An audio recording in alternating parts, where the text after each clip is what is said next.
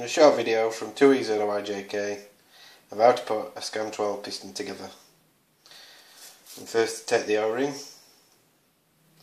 put it around the top so it's in position. I'm not doing it with lubricating grease at the moment, just for an informative message to put it together.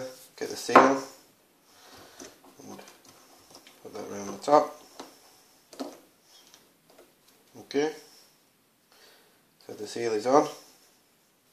And the last bit on top, if you see the sections, go with the grooves, slide them into position, push down and turn,